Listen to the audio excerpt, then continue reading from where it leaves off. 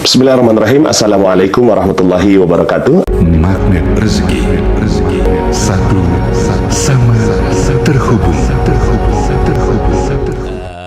Materi kita pada kali ini berjudul strategi lunas amanah, ya, lunas hutang, ya, menggunakan ilmu magnet rezeki dan ilmu emas, ya. Tanpa berlama-lama, mari sama-sama kita bacakan Al-Fatihah. Semoga dengan pembacaan Al-Fatihah ini Allah Subhanahu wa taala ridhoi pembelajaran kita pada hari ini. Semoga Allah Subhanahu wa taala muliakan kita di dunia dan di akhirat. Semoga sesuai dengan materi kita kali ini, kita semua mendapatkan lunas amanah, ya, dengan ilmu Allah Subhanahu wa taala.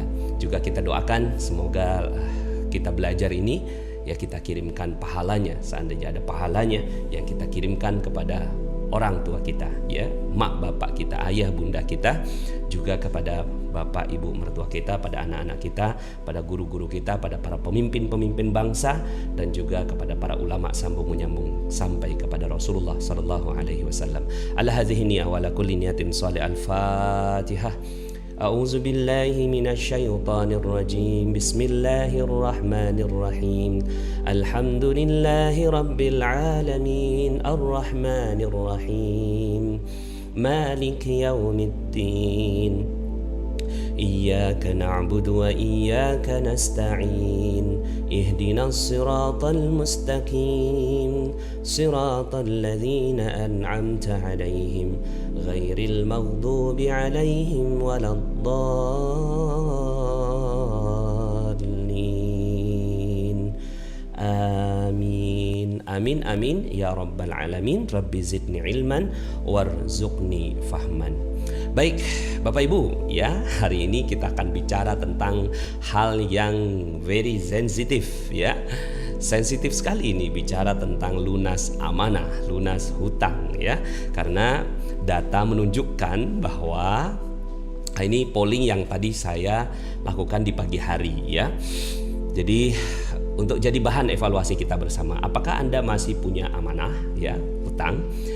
Ya, 33% mengatakan amanahnya sangat besar, 33%. Jadi sepertiga dari, dan ini datanya insya Allah valid, ya, valid ini, ya. Kira-kira lebih kurang lah masyarakat kita sekarang ini, ya, seperti data ini. 33% amanahnya sangat besar, ya. 24% ini amanahnya sedang-sedang saja, ya. Sangat besarnya artinya melebihi kapasitas kemampuan dia untuk membayar, ya. Kalau sedang-sedang oke lah, so-so. Nah, yang 10% itu amanahnya kecil aja, gitu, ya.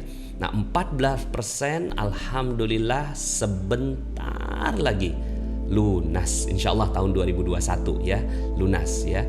17% pernah, tapi saat ini sudah free, ya, dari amanah atau hutang. Dan 2% seumur-umur saya tidak pernah punya amanah. Luar biasa, ya, top yang 2%, ya.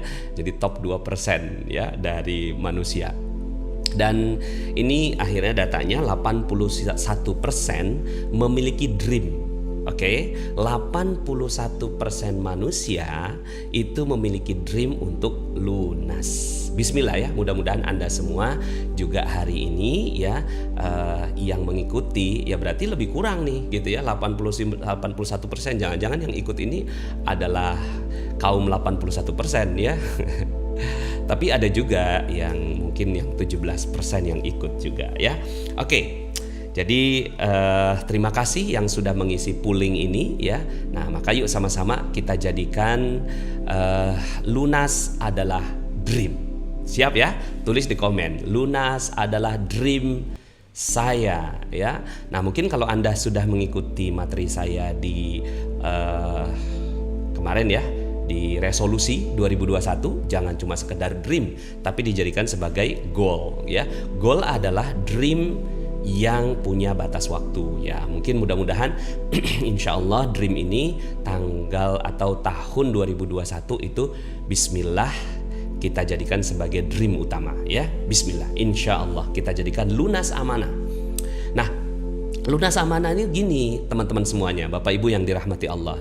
Karena jadi dream, maka kalau udah lunas jangan nambah lagi dong. Yang sering terjadi itu kan lunas amanah yang A gitu, terus jadi nambah amanah yang B gitu kan. Kayaknya sih udah lunas amanah nih. Ya kalau udah lunas udah gitu ya. Jadi kita jadikan itu sebagai dream. Hidup ya tanpa amanah berupa utang gitu ya. Jadi kita udah siap gitu bertemu dengan Allah Subhanahu wa taala. Oke, tulis ya di komen ya, lunas amanah tahun 2021 ya. Nah, dalam ilmu magnet rezeki kita memiliki jurus disiplin kata ya yang mengganti kata hutang. Jadi kita udah lagi, mungkin kalau seandainya Bapak Ibu baru ya bertemu dengan ilmu magnet rezeki, kok ngomongnya amanah sih gitu ya. Karena memang di magnet rezeki kita udah nggak punya utang lagi ya. Kita punya amanah ya. Waktu itu ceritanya begini sih. Waktu itu ada seorang yang datang ke saya. Ya, panas, hidup saya hancur gitu loh. Ya, dia tuh doa gitu kan. Kalau di magnet rezeki itu kan kata-kata doa gitu kan. Apa yang kita ngegerentes batin dan segala macam itu bagian dari doa gitu. Jadi harus hati-hati. Dia kok nggak hati-hati gitu loh. Ya, panas, hidup saya hancur gitu kan. Kalau saya kan hidupnya udah keren. Wow, keren saya bilang gitu ya. Ada apa gitu kan? Iya Pak Nas gitu kan, saya tuh banyak utang Pak Nas gitu kan. Wow, dahsyat saya bilang gitu. Dia hancur, kemudian utang, saya keren, dahsyat gitu. Nah, ini berbeda doa gitu kan. Nah, makanya yuk sama-sama kita jadikan doa kita adalah doa yang dahsyat. Jadi dari awal kita sudah mempraktekkan ilmu magnet rezeki, bahwa kita udah nggak punya utang lagi, tapi kita punya amanah gitu ya. Bismillah insyaallah ya. Nah, kemudian akhirnya ya saya nggak usah cerita detail gitu ya, karena itu sudah saya ceritakan di banyak kesempatan ya. Tapi intinya kalau seandainya Anda masih baru di sini gitu ya, Pak Anas kok ngomongnya amanah sih ya, karena kita udah nggak mau lagi berdoa gitu ya. Jadi sebelum materi selesai Anda udah lunas, siap ya? Ya, karena udah diganti amanahnya. Oke, kita lanjut ya. Nah, dalam doa Rasulullah SAW yang diajarkan kepada seorang sahabat itu diajarkan gitu ya, doa ya untuk lunas amanah ini gitu ya. Ini sudah pernah saya sampaikan minggu yang lalu ya dalam bincang hikmah sebelumnya. Ya, Allahumma inni a'udzubika minal hammi wal hazan wa a'udzubika minal ajzi wal kasal wa a'udzubika minal jubni wal bukhl wa a'udzubika min ghalabati daini wa qahrir rijal ya. Nah, sekarang pertanyaannya yang udah ikut kemarin gitu, yang udah ikut minggu lalu gitu, apakah ini doanya sudah dibaca? Bismillah dong ya, dibaca. Karena penyakit manusia ya, hal-hal yang menyebabkan persoalan-persoalan dalam kehidupan manusia itu gelisah, sedih, lemah, malas, pengecut, kikir, kemudian beban hutang dan penindasan orang. Maka hutang dan penindasan orang ini bahkan disebutkan oleh Rasulullah SAW itu di akhir. Nah, biasanya yang disebutkan di akhir itu yang paling besar gitu ya. Nah, bahkan bisa jadi beban hutang atau amanah inilah yang menyebabkan yang lain-lainnya gitu ya. Nah, yuk bismillah. Artinya gini, kenapa saya sertakan ini dalam slide awal saya? Karena ternyata pelajaran tentang lunas amanah itu adalah pelajarannya Nabi gitu loh ya. Jadi kalau bicara tentang apakah Nabi ngajarin kita untuk melunasi amanah, ya ini gitu kan. Ini kan diajarkan kita. Oke ya. Nah, ini dia. Wah, langsung gitu ya. Celup gitu ya. Sebentar nih kayaknya ada yang. Nah, supaya rapih. Langsung jelek. Utang adalah kejahatan agama. Nah, loh ya. Jadi gini teman-teman semua, kita harus gitu loh ya. Kita kalau mau lunas amanah itu kita harus benar-benar tahu gitu loh. Ini sebenarnya yang kita hadapi apa sih gitu loh. Yang kita hadapi itu apa gitu. Karena banyak orang yang menganggap bahwa biasa aja gitu utang gitu loh. Hidup tanpa utang tuh kayak hidup tanpa garam gitu loh. Kayak sayur tanpa garam. Hello gitu. Ya, jangan gitu dong gitu ya. Atau bahkan katanya kalau seandainya saya nggak punya utang itu Pak Nas gitu kan, saya tuh nggak bersemangat gitu dalam melakukan sesuatu gitu. Jangan gitu. Ini yang saya pelajari gitu kan dari guru saya, Kiai Mufassir gitu ya. Ya saya menganggap beliau guru, tapi mungkin beliau tidak menganggap saya murid gitu ya. Karena jauh sekali saya dari kualifikasi sebagai muridnya beliau. Nah, ini seperti yang saya pelajari dari Kiai Mufassir gitu kan, Ciomas Banten. Utang adalah kejahatan agama. Gitu. Ya. Harus paham itu, harus sadar gitu loh. Karena kalau kita nggak sadar gitu loh bahwa utang itu adalah atau amanah ya. Ini saya sebutkan utangnya supaya kalau saya sebutkan amanah adalah kejahatan agama jadinya kan nggak cakep gitu loh ya. Jadi secara bahasa langsung to the point gitu loh. Supaya apa? Supaya kita benar-benar sadar gitu loh bahwa iya ya kita sudah melakukan kejahatan gitu loh. Loh Pak Nas, bukankah dalam agama itu gitu? Bukankah dalam agama itu ada juga diatur tentang utang? Iya, karena dia berpotensi gitu kan punya kejahatan dalam sisi agama, maka diatur dengan ketat oleh agama ya, karena dia punya potensi gitu loh ya. Misalnya nih gitu kan, bernafas gitu, nggak ada aturannya gitu loh dalam agama, karena bernafas ya sesuatu yang taken for granted gitu, udah embedded gitu dalam kehidupan manusia, dan nggak akan ada hal yang bagaimana di dalam urusan bernafas. Tapi dalam urusan utang piutang ini kan banyak potensinya gitu loh. Jadi kita bicara tentang potensi dosa. Jadi ada banyak sekali potensi dosa yang muncul dari hutang. Dan kita udah belajar dalam ilmu magnet rezeki bahwa ya kenapa kok rezeki kita nggak nambah-nambah, karena ada perisai. Ya, ada perisai rezeki. Nah, perisai rezeki itu adalah dosa, dan hutang adalah salah satunya. Ya, potensi riba. Saya nggak katakan riba, tapi ada potensi untuk riba gitu. Ya, kita udah banyak lah membahas tentang riba gitu ya. Sudah banyak masyarakat yang juga menyadarkan masyarakat tentang riba, tapi ada potensi di situ. Jadi kalau bicara utang gitu, itu tuh bicara tentang bagaimana dengan kredit Pak Nas. Iya ya sama. Potensi ribanya ada gitu loh. Potensi riba. Saya nggak mengatakan semua utang ada ribanya, tapi gitu kan berpotensi. Orang-orang yang memberikan pinjaman gitu kan, karena ada inflasi dia pikir bahwa nggak adil dong kalau seandainya 3 tahun yang lalu kamu punya amanah kepada saya 1 juta, kemudian sekarang kamu bayar 1 juta. Itu ada potensi di situ gitu ya. Nah, maka saya terapkan riba atau terapkan bunga kepada kamu karena ada inflasi. Nah, itu potensinya. Ya, sehingga akhirnya ya kalau seandainya dia berpotensi, sama seperti agama itu ngajarkan kita untuk apa? Ngajarkan kita untuk menjauhi zina gitu kan. Wala taqrabuz zina. Jadi bukan sekedar zinanya yang dilarang. Jadi ada juga yang mengatakan kan yang nggak diperbolehkan mendekati zinanya gitu. Jadi zinanya nggak dilarang. Kata siapa? Ada dalam surat 25 tuh, surat Al-Furqan ya. Akhir-akhir surat Al-Furqan itu ya, itu disebutkan tidak diperbolehkan untuk berzina. Jadi bukan hanya zinanya, tapi mendekati zinanya itu juga dilarang oleh agama. Kenapa? Karena ada potensi ke arah sana. Nah, begitu juga dengan utang. Utang dekat banget sama riba. Jadi hati-hati. Ya, kemudian juga potensi bohong, manipulasi. Yuk ngaku gitu. Udahlah kita ngaku aja deh gitu.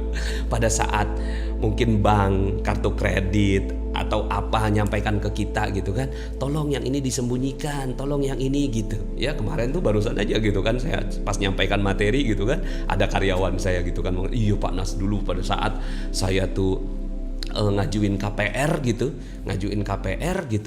itu dibilangin gitu, jangan ngomong kalau ngontrak gitu, karena kalau kamu ngontrak, kalau kamu ngomong ngontrak gitu, nanti kamu nggak disetujui gitu. Bilang aja tinggalnya di rumah mertua, kan udah jadi bohong gitu. Kemudian belum lagi yang menyesuaikan buku tabungan gitu kan, ngerapihin rapot, ya kan, rapot diri itu kan buku tabungan gitu kan. Potensi bohong, manipulasi. Ya, jadi kalau seandainya potensi ini gitu ya nggak ada gitu, waduh ya mungkin gitu ya, tapi kan ada potensi bohongnya. Kemudian juga potensi ingkar janji. Ini potensi ingkar janji. Jadi ya ingkar janji kan munafik.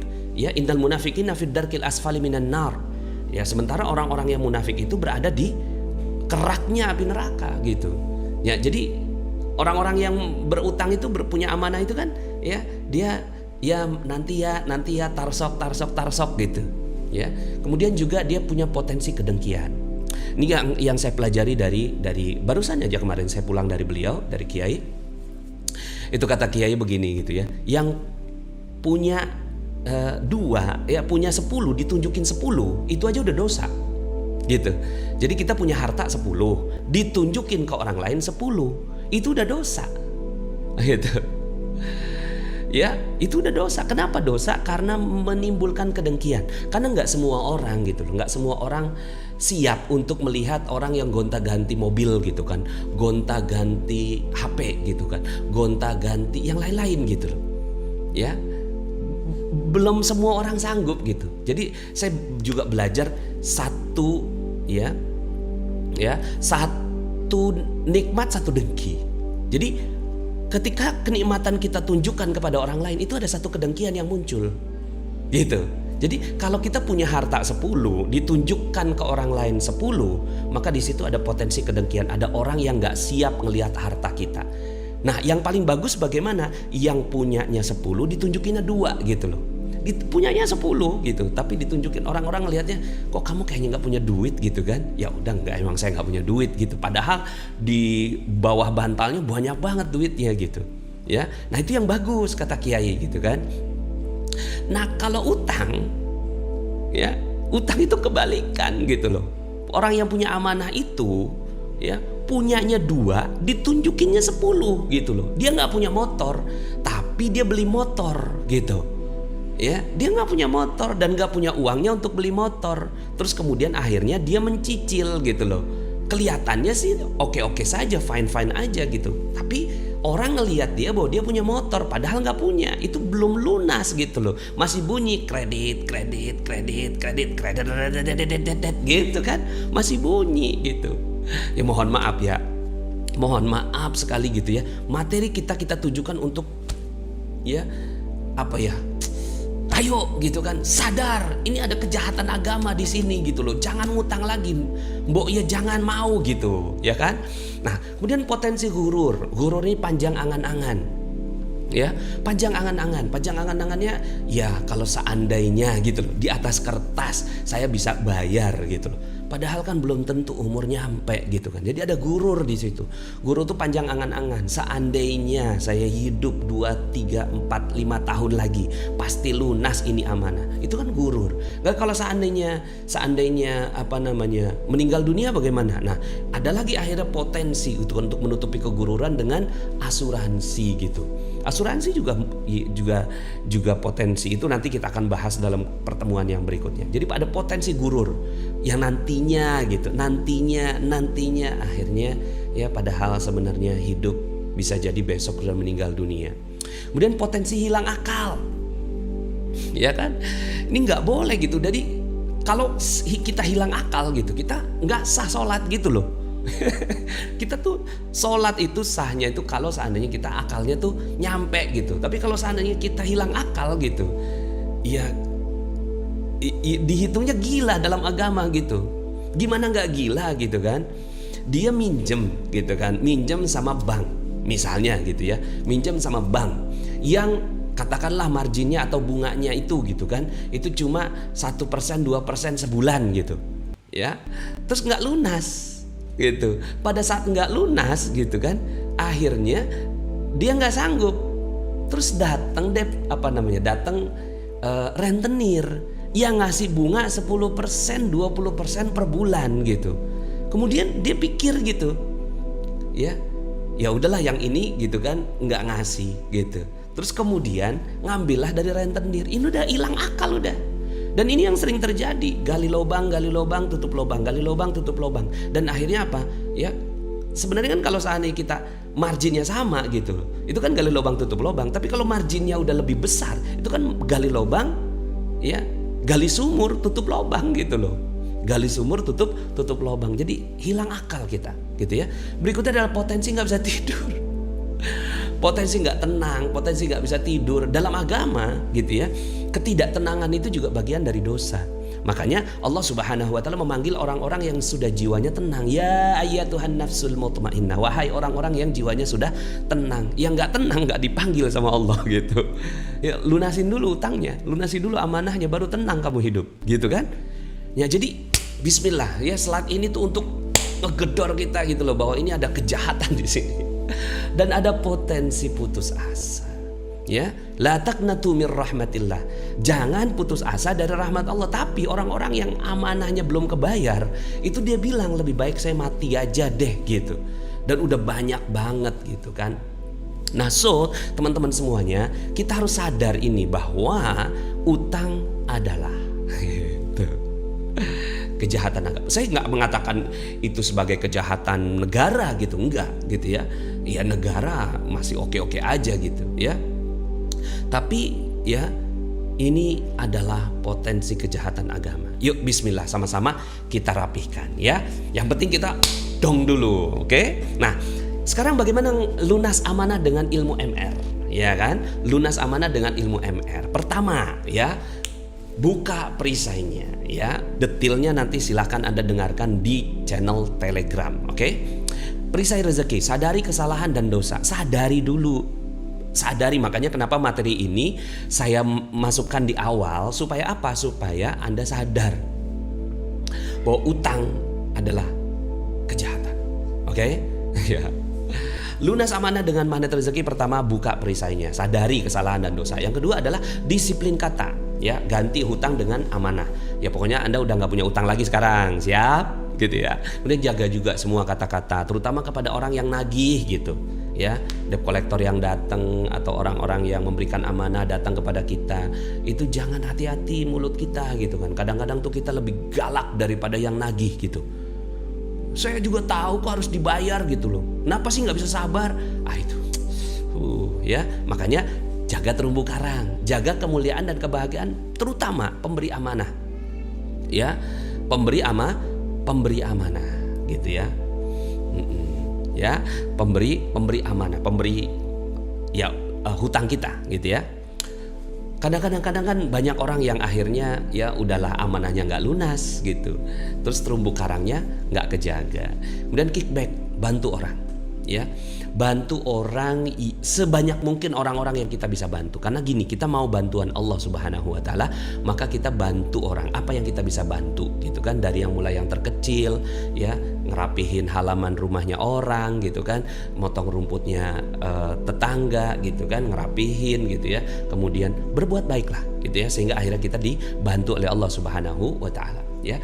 Temani dengan Al-Qur'an ya, ini ilmu garap utara. Jadi untuk melunasi amanah dengan MR itu nggak cukup dengan satu jurus gitu kan, tapi dengan berbagai macam jurus yang ada di magnet rezeki. Oke? Nah, so teman-teman semuanya, ini saya nggak terlalu detail karena saya mau masuk ke dalam yang berikutnya, yaitu LOP, Law of Projection. Nah, untuk kita LOP-nya lunas amanah, itu mindsetnya mesti diperbaiki dulu gitu, supaya yang terpancar itu juga bagus. Oke? Yang terpancar itu bagus, yang terpancar benar-benar lunas. Maka perbaiki dulu mindset di dalam diri, termasuk tadi itu gitu kan, bahwa mindset utang adalah sebuah kejahatan agama, itu adalah sebuah mindset yang harus ditanam dalam-dalam gitu loh. Jadi pas Anda mau ngutang nih, mohon maaf ya, mau ngambil amanah lagi gitu, ini kejahatan agama nih gitu. Ya kalau kata kiai itu gini gitu kan, kenapa sih gitu kan masih ada dibolehkan celah untuk ngutang gitu. Dalam agama itu masih ada sedikit celah gitu, ibaratnya kayak cerai itu sebenarnya kan dibenci gitu. Cerai itu dibenci, nggak disukai sama Allah Subhanahu wa taala, tapi ada peluang gitu loh. Kalau seandainya memang udah nggak bisa dipertahankan gitu kan, daripada buat dosa yang lebih banyak ya. Jadi cerai itu bukan opsi ideal. Oke? Cerai. Nah sama dengan utang itu bukan opsi ideal, daripada nyolong gitu, daripada nyolong, nyuri, korupsi gitu. Ya korupsi lebih dahsyat lagi, ya korupsi mah udah korupsi, suap gitu kan, meras gitu, itu lebih dahsyat lagi daripada ngutang. Ya udahlah, daripada begitu mendingan ngutang gitu. Jadi opsi yang nggak ideal gitu loh. Tapi hati-hati ya, dia berada di sebuah tempat yang bisa tergelincir. Oke? Nah, LOP itu dimulai dari perbaiki mindset. Mindsetnya apa? Perbaiki mindset. Pertama, amanah itu bukan persoalan sesaat, tapi persoalan mindset. Ini yang harus diselesaikan gitu loh. Ya, jadi mindset kita benerin dulu gitu. Karena dia bukan cuma sekedar persoalan. Kita bayar nih gitu kan, melunasi amanah itu tidak menyelesaikan persoalan. Pas kita bayar gitu kan amanah kita, itu nggak beres, belum gitu. Ya. Tapi mengubah pola pikir dan pola aksi itu adalah solusinya. Ya, misalnya nih, ya, ngeredit mobil gitu kan, terus lunas. Tapi karena pola pikir dia masih pola pikir yang pengen ngutang lagi gitu, akhirnya kan nggak selesai.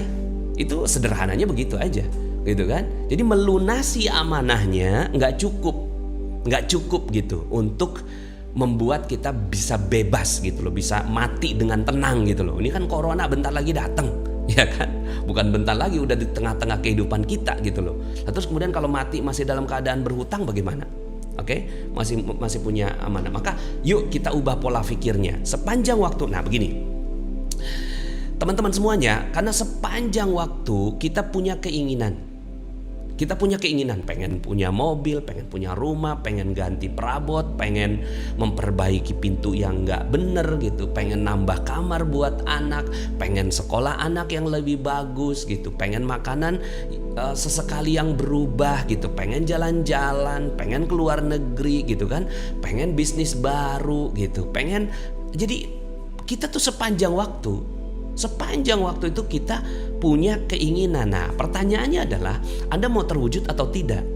Pasti pengen terwujud, karena manusia dikasih gitu kan keinginan oleh Allah Subhanahu wa taala untuk mewujudkan apa-apa yang ada dalam angan-angannya gitu kan. Nah, untuk mewujudkannya cuma dua caranya, nggak ada yang lain. Cuma dua caranya, utang atau cash.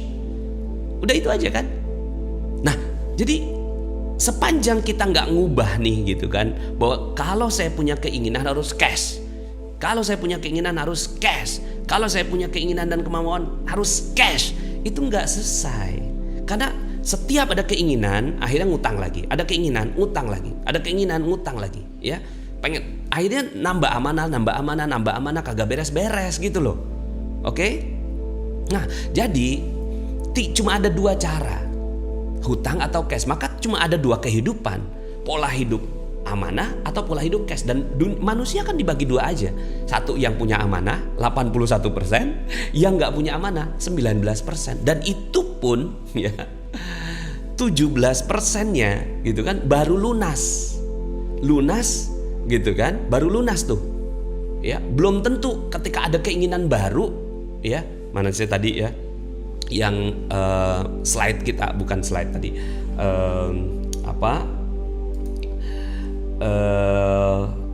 ini kita tadi ya, yang ini gitu ya. Nah ini kan. Nah, jadi 17% itu masih kuning loh, masih kuning tuh 17%. Pernah. Jadi kalau udah pernah berarti dia pernah menikmati lezatnya beramanah. 17% ini masih kuning. Tapi saat ini saya sudah free dari amanah. Free ini masih kuning. Oke? Nah, kalau seandainya mindsetnya nggak diubah, yang 17% balik lagi gitu loh. Balik lagi jadi yang di atasnya itu. Yang bener itu yang 2% itu, yang aman banget hidup. Katakanlah dari 17% itu setengahnya aja, berarti 9%. Berarti manusia gitu kan cuma terbagi dua. 90% punya mindset hutang, punya mindset merah, ya kan? 90% nih gitu. Ya, nih saya perkirakan gitu, ya. Mana nih? Ya, perkirakan yang ini 90% manusia, yang ini cuma 10%. Nah, sekarang Anda mau golongan yang mana? Ya kan? Anda mau golongan yang mana? Dan saya berharap dengan materi ini gitu, kita udah sadar bahwa saya nggak mau jadi kelompok 90%. Oke? Makanya kenapa materi ini gitu kan, ini penting sekali gitu ya. Dan Anda harus kasih materi ini kepada semua orang gitu ya, supaya 90% ini bisa kita kurangi gitu loh. Ya kan? Minimal banget, jadi tinggal kebalik gitu ya, kebalik jadinya yang 90 gitu, yang ini tinggal 10 gitu, harusnya kan gitu. Oke ya, bismillah ya, sama-sama kita berusaha mewujudkannya ya. Nah, jadi polanya cash. Ini pola ya yang harus kita lakukan ya. Polanya cash. Bertekad kuat untuk mengganti gaya hidup menjadi cash. Udah gak ada yang lain. Mau beli mobil baru cash, motor baru cash, ya kan? Atau motor second cash. Ya, mau beli gadget cash, nggak ada tuh kredit, nggak ada tuh ceritanya gitu, cash. Kalau nggak bisa beli iPhone ya Android gitu kan, ya. Mau beli laptop kalau nggak bisa yang 10 juta ya yang 2 juta, ya kan? Yang 2 juta gitu kan, nggak bisa yang 1 juta. Kalau memang ada laptop yang 1 juta, dicari di Shopee, Tokopedia pasti ada. Yang second gitu loh. Tapi itu kan nantinya gampang rusak. Udah pokoknya kalau begitu jangan beli gitu. Kalau memang nggak punya uangnya, jangan dibeli. Karena hanya ini yang bisa memutus mata rantai. Lah terus panas nanti bang hidupnya bagaimana? Terserah bang, saya yakin bisa hidup gitu. Cuma kan sekarang pertanyaan adalah kita nih mau mati besok gitu loh. Besok kita mau mati, terus kemudian kalau amanah tuh gimana gitu loh. Ya masih punya amanah, terus kemudian siapa yang mau menyelesaikan? Ahli waris kita itu semua ngutang juga gitu. Iya kan? Kalau dulu masih mending gitu loh, ahli waris gitu masih bisa punya amanah, masih punya harta gitu. Sekarang ini masya Allah, ya. Yuk sama-sama kita bertekad kuat gitu. Pokoknya ada apa-apa cash gitu, ya. Pokoknya mau beli cash, nggak ada tuh cerita gitu kan. Ya, saya mau mulai bisnis dengan ngutang dulu. Kalau memang nggak bisa ya nggak usah gitu loh. Karena ngutang itu sesuatu yang pasti harus dibayar. Sementara bisnis belum tentu untung. Lah, Anda menggantikan gitu kan, memodali Anda dengan sesuatu yang sudah pasti dengan sesuatu yang nggak pasti.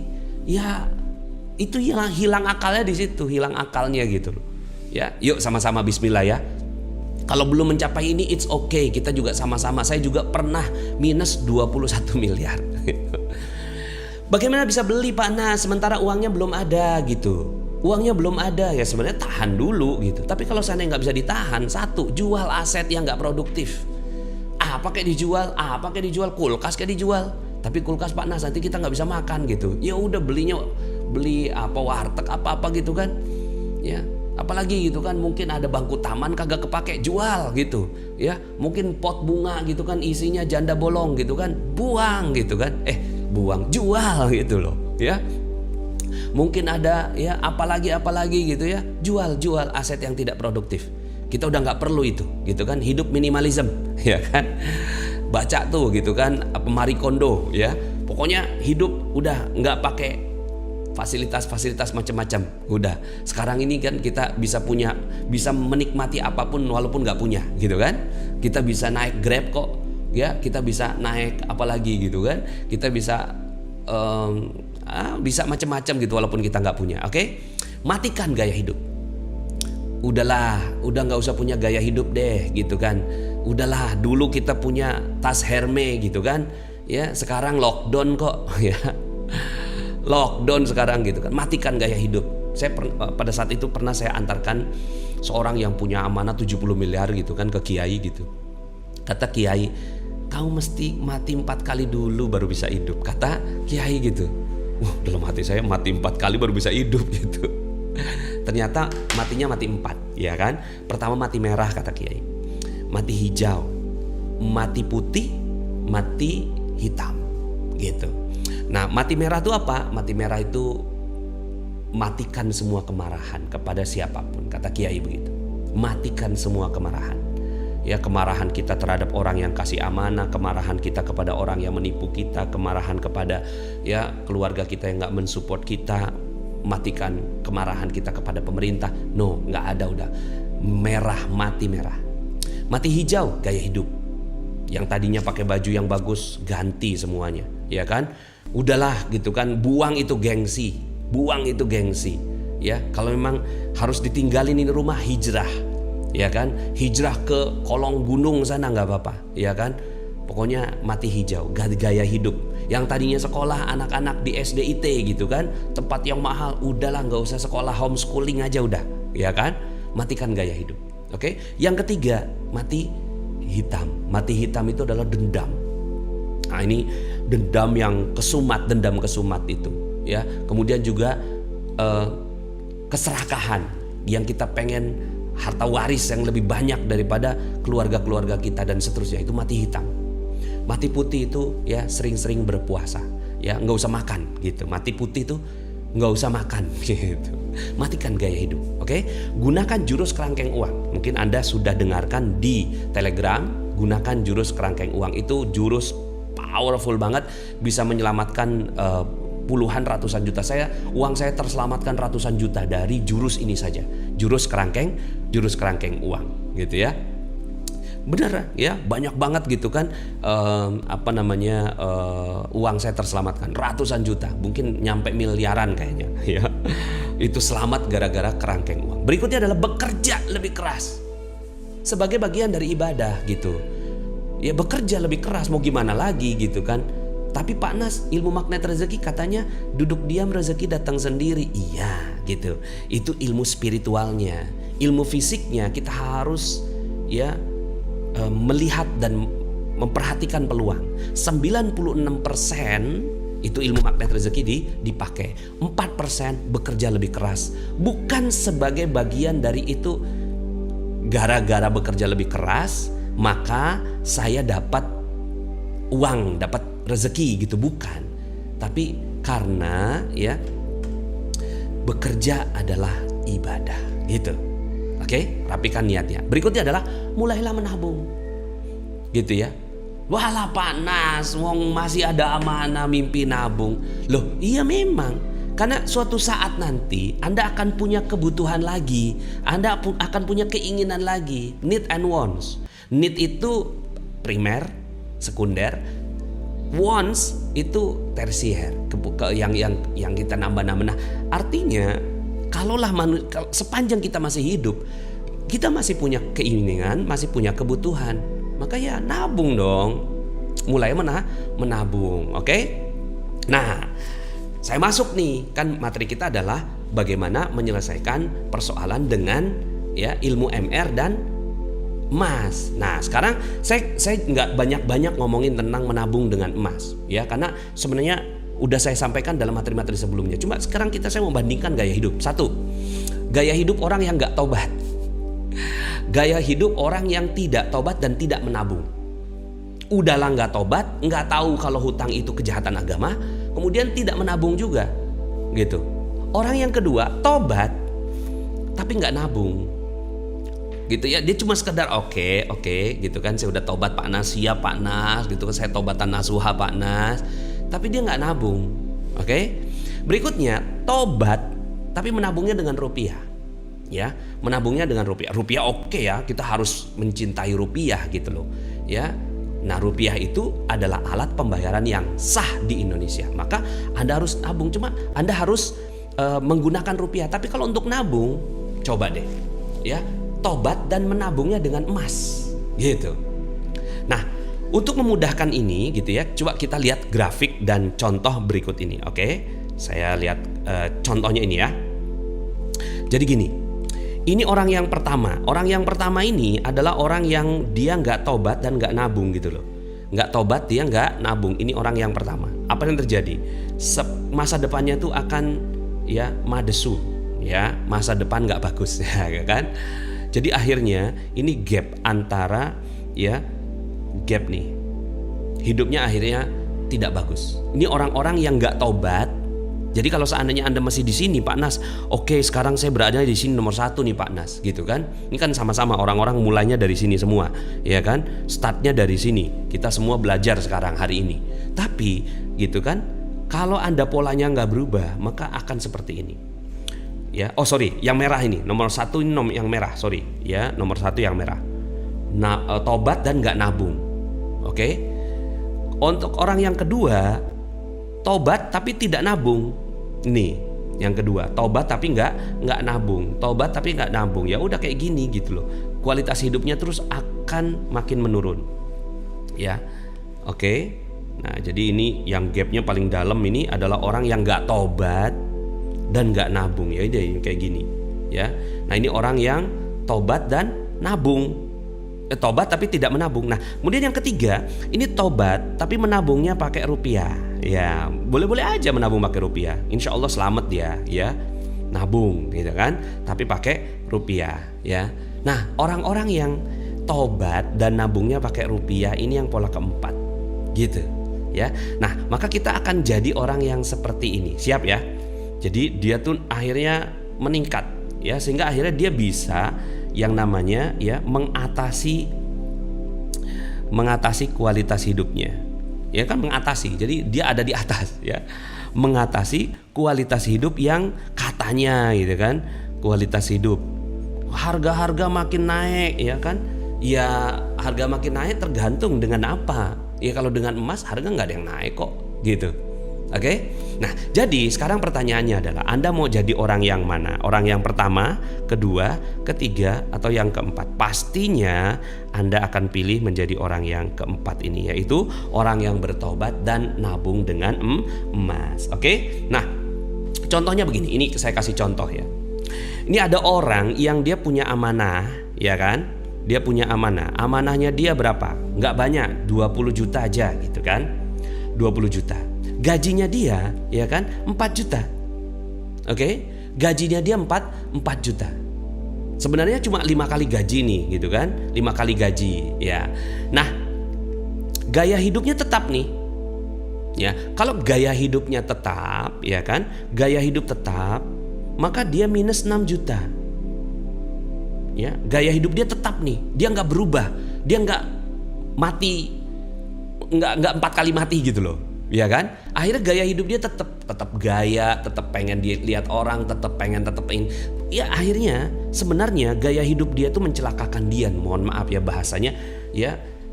Gaya hidupnya itu nggak membuat dia bisa selamat gitu loh dalam kehidupan, oke? Minus 6 juta, ini gaya hidupnya. Kalau dia tetap, tapi kalau gaya hidup dia ubah, maka ya dia akhirnya ya cuma minusnya itu cuma 3 juta. Oke? Jadi gaya hidup yang dia berubah. Yang kalau dia nggak berubah, gaya hidupnya minus 6 juta. Kalau gaya hidup berubah cuma minusnya 3 juta. Artinya dia bisa nabung nih 1 juta rupiah, ya kan? 1 juta rupiah per bulan. Sebenarnya secara teori, secara matematik akan selesai dalam 20 bulan toh, ya kan? Kalau seandainya dia punya amanah sekian, ya, dia akan selesai dalam 20 bulan gitu loh, beres 20 bulan gitu kan. Tapi dengan dinar, ya, dengan dinar atau emas, insya Allah akan selesai dalam waktu yang lebih cepat. Ini maksimal 12 bulan gitu, maksimal 12 bulan. Loh, Pak Nas dapat dari mana ini data, ya? Gini aja deh, kalau Anda nggak percaya, buktikan sendiri, gitu, ya. Buktikan sendiri, maksimal insya Allah dalam waktu, ya, 12 bulan itu maksimal. Bisa jadi sebulan, bisa jadi 2 bulan, bisa jadi 3 bulan, ya, itu selesai. Maka gaya hidup diubah, tobat, ya, sadar semuanya, terus kemudian akhirnya dia mulai nabung dengan emas dan dinar. Nah, ini saya buat grafik seperti ini. Oke, ini orang yang dia amanahnya kan 20 juta tadi kan, ya kan? Amanahnya 20 juta. Oke, terus kemudian ini 0 nih.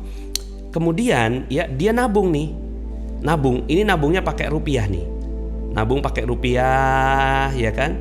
Nabung pakai rupiah dalam 20 bulan selesai. Oke, nabung pakai rupiah. Ini orang yang pakai rupiah. Oke, saya tulis ya di sini, dia nabungnya pakai rupiah. Bagus, nabung pakai rupiah. Kemudian ya, ini orang yang nggak mengubah gaya hidup. Ini gaya hidup tidak berubah.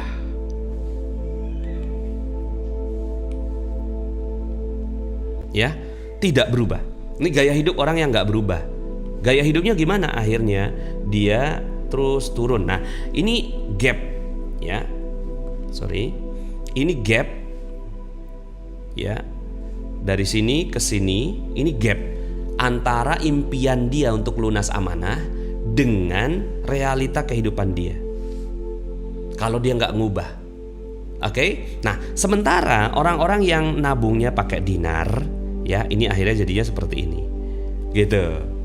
Di ya 12 bulan mungkin, itu paling maksimal 12 bulan, ya. Nggak usah percaya saya, buktikan aja, ya. Buktikan aja. Itu dalam 12 bulan atau kurang, dia akan melunasi amanahnya. Dan setelah itu akhirnya karena gaya hidup dia itu terus begitu, gaya hidup cash, kemudian dia tahu bahwa hutang adalah kejahatan, kemudian akhirnya ya dia akan meningkat dan ini dia akan berjaya, ya. Akhirnya dia punya aset nih, ya. Ini uang mau diapain nih, ya kan? Uang akhirnya berlebih. Dan orang yang seperti ini, ya, orang yang seperti ini hanya 5% manusia. Oke? Nah, hanya 5% manusia. Orang yang banyak yang 95% tuh yang ini. Anda mau yang mana? Oke? Pastinya Anda mau yang ini, orang yang keempat. Bismillah ya. Insya Allah perlu waktu, tapi yakin, ya. Perlu waktu tapi yakin bahwa ya insya Allah Allah Subhanahu wa Ta'ala akan menolong kita. Begini, dinar atau emas bukan hanya hitung-hitungan matematis, tapi ada nilai keberkahan yang membantu mempercepat. Nih ada kata-kata kunci di sini, ya, mempercepat penyelesaian amanah. Karena kita tahu kan, dekat pada Allah satu langkah, maka Allah akan mendekat dengan 1000 langkah. Kita dekat nih dengan Allah kan, karena amanah adalah dosa. Kita berserius gitu kan untuk menghilangkan dari dosa, maka ada Allah dong, ada Allah. Apalagi gitu kan, kita pakai emas. Oke? Nah, emas terbaik itu apa? Emas terbaik itu adalah yang spreadnya paling rendah dan desainnya terbaik. Wah, ini bukan iklan ya, tapi memang materinya begini gitu. Oke? Nah, jadi gini, spread rendah itu apa sih Pak Nas? Spread itu adalah ya, mungkin kita selama ini nggak pernah sadar bahwa setiap barang itu ada spreadnya, selisih antara beli dan jual kembali, ya kan? Misalnya ketika kita beli mobil, hari ini beli gitu kan, seminggu ke depan kita jual kembali, ya pasti turun dong harganya. Itu namanya spread, ya. Nah, spreadnya itu harus yang paling rendah, ya. Misalnya Toyota nih, ya, mohon maaf ya saya bandingkan. Ini sih kaitannya dengan bukan ngebandingin merek ya, tapi realita di lapangan. Kenapa orang nggak mau beli Wuling misalnya, gitu kan? Karena jual kembalinya itu jatuh. Nah, sementara kalau Toyota atau Honda atau yang merek-merek yang kuat ya, itu dia kuat gitu, spreadnya rendah. Nah, ini spreadnya tinggi nih, ya. Yang ini spreadnya rendah, maka secara logika pilihlah emas yang punya spread rendah. Saya punya datanya. Ini datanya ya. Jadi LM Antam tuh spreadnya 9,16, Lotus Arci 7,9, EOA 3,27, emas Gemini 7,5, dinar. Nah, dinar nih, dinar Antam itu 15,8, dinar galeri ya. Jadi dinar galeri itu pegadaian 14,7, dinar public gold itu juga ada, itu spreadnya 10%. Nah, dinar KR itu yang pecahannya 1 dinar itu 4,5. Tapi kalau yang pecahannya 2 dinar itu cuma 3,5%. Tapi kalau masuk ke dinar club gitu, kalau masuk ke dinar club itu spreadnya 0%. Gitu, itu yang maksud saya, cari yang paling rendah spreadnya. Oke? Cari yang paling rendah. Berarti yang paling rendah yang mana? Itu dinar KR ya, dinar KR club. Itu kalau seandainya kita mau yang paling rendah. Oke. Kemudian berikutnya adalah yang desainnya terbaik. Kenapa sih Pak Nas desain itu harus terbaik? Supaya kita sayang mau jual kembali gitu. Pas mau jual kembali, aduh sayang banget ya gitu ya. Sayang banget nih gitu kalau seandainya saya jual lagi gitu. Ya kan sayang banget gitu kalau seandainya saya jual lagi, sorry. Kalau mau saya jual lagi tuh aduh rasanya tuh sayang. Makanya yang paling bagus itu kenapa sih mohon maaf ya. Kenapa sih emas perhiasan itu lebih baik daripada emas batangan? ya kan? Karena sayang, mau dijual tuh sayang, makanya emas perhiasan lebih bagus. Nah, kita di Magnet Rezeki itu menerbitkan emas perhiasan, ya kan? Emas perhiasan kita seperti ini gitu loh, dengan desain yang kalau seandainya kita udah pegang tuh rasanya udah nggak mau dijual lagi gitu. Itu yang paling bagus. Misalnya nih, Anda mau nabung, kalau nabung rupiah ya, nabung rupiah itu kalau bisa yang jangan ada ATM-nya, ya kan? Kenapa? Karena kalau ada ATM-nya gampang diambil kan gitu. Itu kan logikanya. Nah begitu juga dengan emas. Kalau emasnya tuh indah, cakep gitu kan, sehingga akhirnya Anda tuh nggak mau jual gitu. Nah pas nggak mau jual tuh ketahannya lebih lama lah harta Anda. Oke? Jadi kalau mindset Anda udah berubah gitu kan, kemudian Anda sudah punya emas, subhanallah ya. So teman-teman semuanya ya, itu adalah caranya. Terus kemudian Pak Nas, aman yang terlanjur bagaimana Pak Nas? Dulu tuh udah terlanjur. Oke, satu, berani hadapi.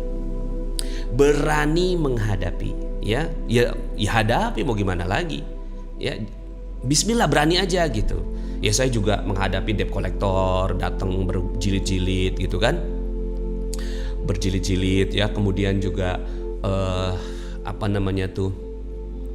saya digugat di pengadilan, saya dilaporkan polisi ya. Bismillah aja, ya temeni pakai garpu tala, ya berani hadapi. Yang berikutnya adalah rendahkan diri. Rendahkan diri kita di hadapan dia. Mau gimana lagi? Siapkan mental jika dihina. Jangan marah. Wong kita dulu terima duitnya kok, sekarang marah. Jangan dong. Siapkan mental jika dihina. Iya memang saya salah. Iya memang saya salah. Pakai jurus garis kebenaran. Oke? Berikutnya, buat komitmen dengan jujur. Buat komitmen. Datangi, Pak mohon maaf sekarang saya nggak punya uangnya. Gitu. Saya nggak punya uangnya sekarang. Tapi saya berkomitmen Pak. Gitu kan, doakan saya, mudah-mudahan gitu kan, perkiraan saya lebih kurangnya 20 bulan lagi baru selesai Pak gitu. Waduh 20 bulan kelamaan gitu kan. Iya mohon maaf Pak, saya memang salah Pak, mohon maaf Pak, gitu aja udah. Mau gimana lagi? Oke?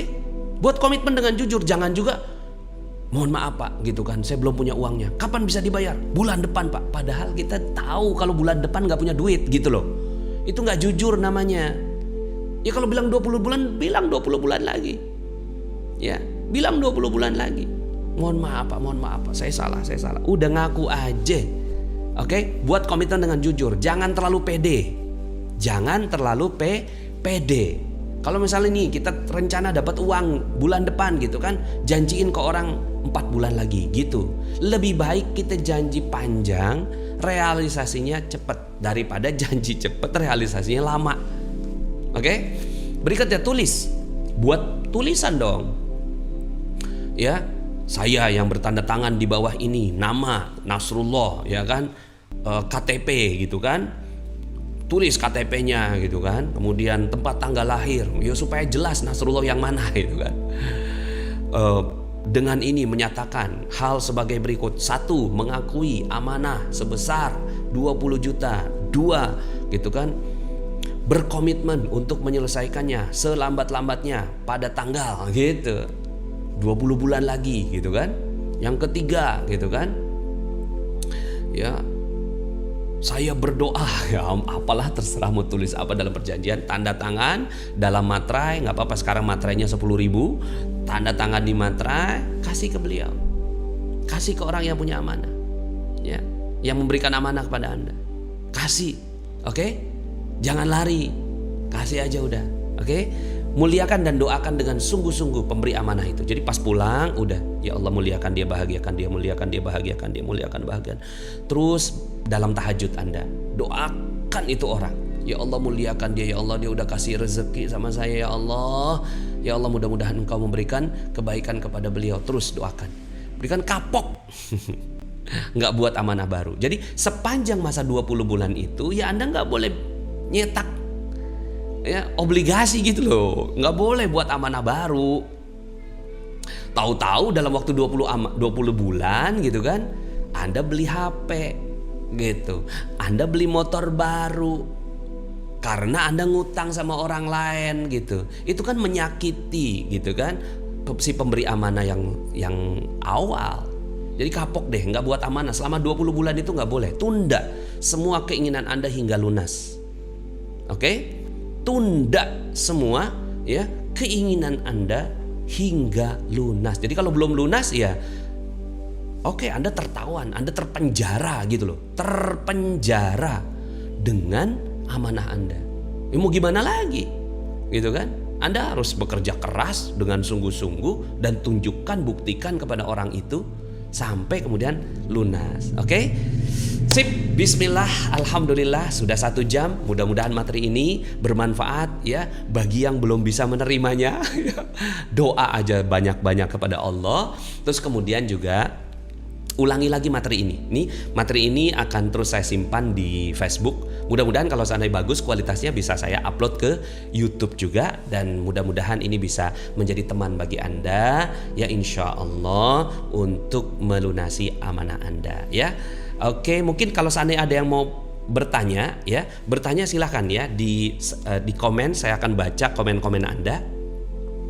Silahkan kalau seandainya Anda mau bertanya ya. Mohon maaf tadi sudah ada yang bertanya-tanya tapi saya belum sempat jawab karena saya mau selesaikan dulu materi saya ya. Silahkan kalau ada yang mau ditanyakan. Kalau nggak ada alhamdulillah ya. Kalau nggak ada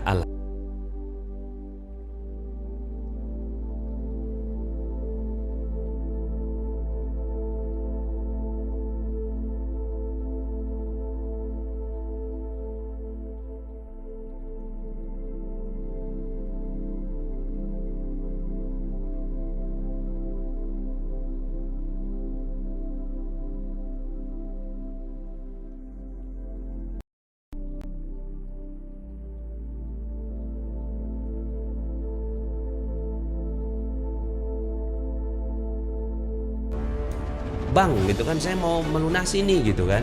Cuma kan kadang-kadang gitu bank itu pengennya nggak lunas gitu ya. Jadi kan bank kan jualannya jualan uang, maka dia berharap bahwa uangnya dia terus bisa berkembang gitu loh. Dengan dilunasi ya sebenarnya bank dirugikan. Ya udahlah kita nauin aja gitu, itu logikanya bank gitu kan. Ya udah, kalau udah minjem sama bank ya tinggal kita doain aja banknya mudah-mudahan diberkahi oleh Allah Subhanahu wa taala. Terus kemudian kita lunasi di waktunya pelunasan. Ada lagi? Kalau nggak ada kita doa sama-sama deh kalau begitu ya. Alhamdulillah selesai gitu kan materi saya ya. Mudah-mudahan Allah Subhanahu wa taala rahmati dan berkahi kita. Yuk sama-sama kita baca doa ya. Bismillahirrahmanirrahim. Allahumma inni a'udzu bika minal hammi wal hazan wa a'udzu bika minal ajzi wal kasal wa a'udzu bika minal jubni wal bukhl wa a'udzu bika min ghalabatid daini wa qahrir rijal.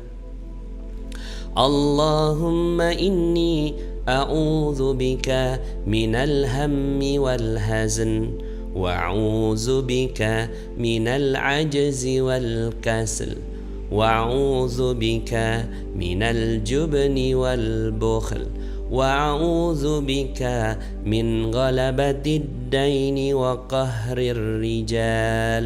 اللهم إني أعوذ بك من الهم والحزن وأعوذ بك من العجز والكسل وأعوذ بك من الجبن والبخل وأعوذ بك من غلبة الدين وقهر الرجال. اللهم إني أعوذ بك من الهم والحزن وأعوذ بك من العجز والكسل وأعوذ بك من الجبن والبخل وأعوذ بك من غلبة الدين وقهر الرجال.